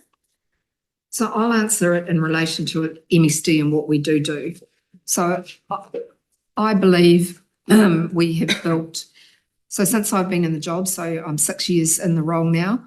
When I came into the role, I was very clear about wanting to make sure that we honoured the treaty obligations that we had through such things as He Tapuai through to Hiku, and I think we have done a good job with that. We engage with many iwi throughout the country, both in terms of formal and informal arrangements. We have a very distributed network in MSD, so Viv has a number of regional commissioners, and a lot of the work that they do on a day-to-day basis is working to understand what iwi are trying to achieve and to, wherever possible, partner with them on their achievements, whether that be in employment, improving other outcomes. And we contract with probably about 20% of our providers are Māori, whether that be iwi or Māori providers. And, you know, a number of the programs that we deliver are not exclusively Māori, but we have, you know, mana and mahi, Māori trades training as an example. So those programs have continued, and we will continue to operate in that way. We are clear about the disproportionate number of people on a benefit that are Māori or Pacific, and, you know, we're doing everything we can to ensure that we try and get better outcomes. And has there been any change to the ability for your staff to be able to learn Te Reo Māori in terms of what is offered now, and has there been any change? No.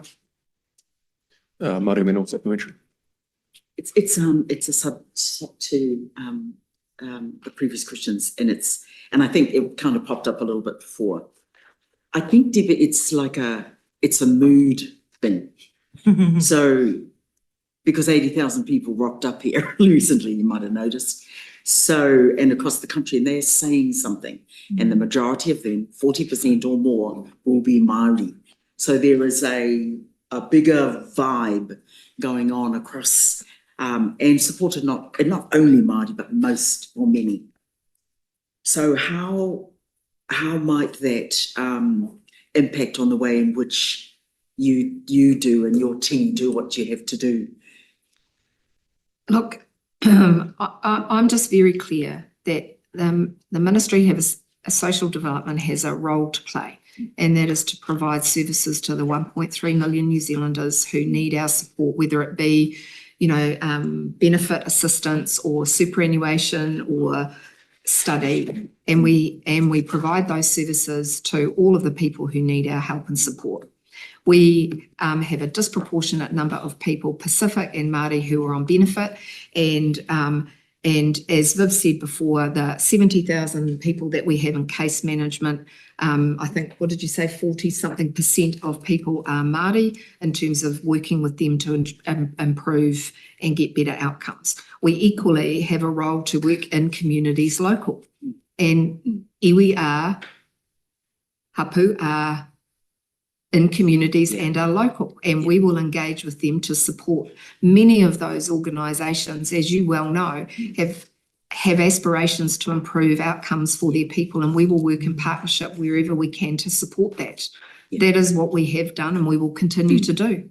It's just a supplementary on that, just kind of stuff I was earlier asking employers actually, because Māori are some of the biggest employers across New Zealand. Yes. And, you know, about 40% of lamb farms, for example, huge presence in fishing, huge presence in forestry, increasing presence in digital technologies. I mean, what relationships are being built with them to help help young Māori into jobs and others into these jobs with these, really strong. Yeah, performers? we have really strong relationships with employers up and down this country. And we will do everything we can to ensure that they're successful. We want them to be successful so they continue to employ, and we want them to employ local. And, if you're in some of our communities, we have a very large proportion of Māori on a benefit. If we look at Kawakawa, I'm just going, to those places, then we will absolutely be working to support them into employment. That's what we do. And we will continue to do it. On employment. Employment? Yeah. Okay. Yeah. So one is just in the report I noticed, I think it was under the Job Hub section, with trying to support people who are participating in those to be able to go into apprenticeships, that MSD is struggling because of the uncertainty and the industry not feeling confident in being able to hire right now. How much is that impacting your ability to be able to get jobs for those on benefit across the board? Well, excuse me. Of course it's having an impact. If we've got companies closing down and people downsizing, that does impact. That's I don't think there's any argument about that. What I would still say is there still are jobs though, right? There are still jobs, and and we will do everything we can to make sure that our people get the opportunity for the jobs that exist. Yeah. And so part of what we're trying to do is maximise the ability for our clients to be able to access those jobs. And like I say, we've got both people in our system who need help to get work, as well as people who are newly unemployed, and we will work with both of those. And just supping off that, as I said to Joseph, I would, there's just two more little sups. One is, given the high rates of unemployment and the situation we're in terms of job losses and whatnot, I was really surprised to see that we increased the cap for RSE workers by 1,500 people. And I know that MSD gives advice on this. Our regions, for those who have lost jobs who cannot find jobs, who are New Zealanders in those regions. So what was your advice? Well, of course, we want our New Zealanders to get work, but equally we understand the objectives of the RSE scheme. But did you advise them to extend it or not to extend it? Because I know that that's what's asked of you. Yeah. Yeah. Do you remember? We weren't. I'm not sure we were. We weren't part of it. You were not asked for any advice on this time. I will have to check. Okay, can you check? And finally on this, one good bit of news was to see that over the course of last calendar year, that what had improved was the sustainable employment outcomes. And so more people staying in employment and not coming back on benefit after 6 months. When can we expect to get the next set of data or information on sustainable employment outcomes?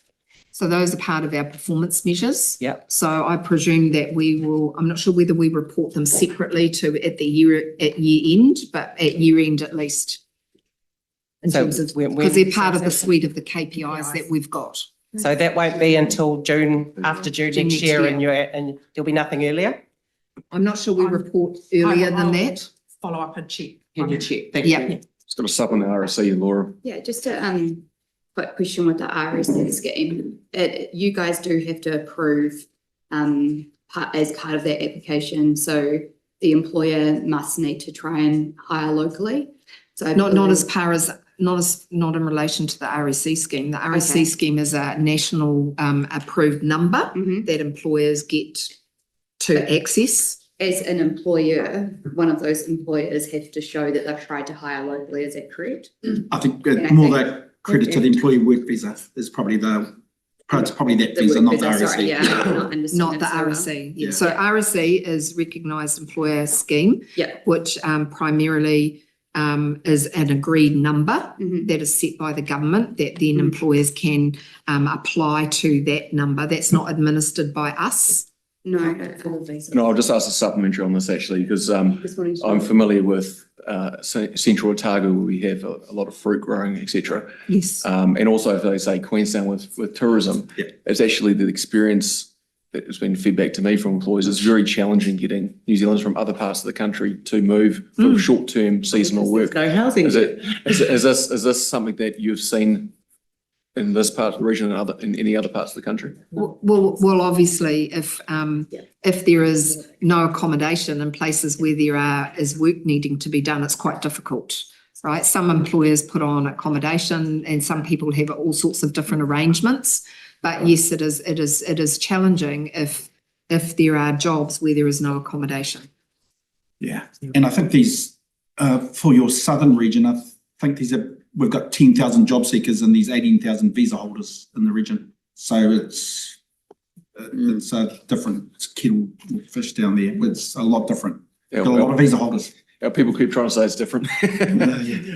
Ricardo. If it's okay, I may just ask two quick questions on different things, just because I'm mindful of time. You've just mentioned that there's jobs out there. Have you done any modelling around the number of job vacancies versus the total number of beneficiaries? Well, we know how many. I mean, we can look at how many vacancies there are both with us and Seek and Trade Me as an example. Am I correct in assuming that there's more beneficiaries than there's job vacancies? But it depends on what your denominator is. If it's the 50,000, it's more than that. The total number of working ages, total working age. Well, some of those people don't need to be seeking work. Those job seeker beneficiaries. Well, that's the 200,000. And there's less vacancies than that, I'm assuming. Probably, yes. Yeah. So what's the point of then sanctioning people if in a real world, even if you get all of the job seekers into the current vacancies, you will still have job seekers that won't be able to find work because there's actually a disparity between, and the system is built that way, you've got always more people on the job seeker benefit than vacancies. So the point of being on a benefit is that you are available. This is the legislation, that you are available and seeking work. That has been in place since the 1970s. Yeah.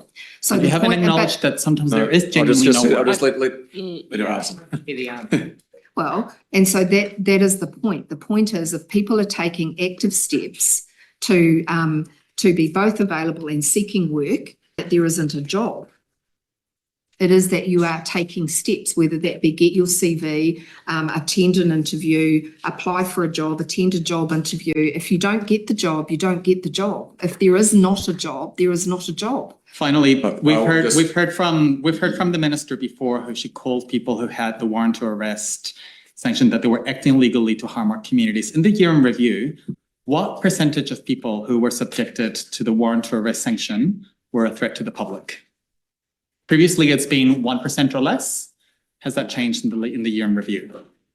Warrant to arrest numbers. How many of them are a threat to the public, as the minister has previously indicated? All I can tell you is the number of warrant to arrest sanctions that we have applied. You actually do have previous years on the threat to the public. We just basically at time. Is there any concluding comment you want to make? You've asked a lot of questions. Look, thank you very much for your time today. We appreciate the work you do for our people in New Zealand. Thank you. Thank you. Thank you.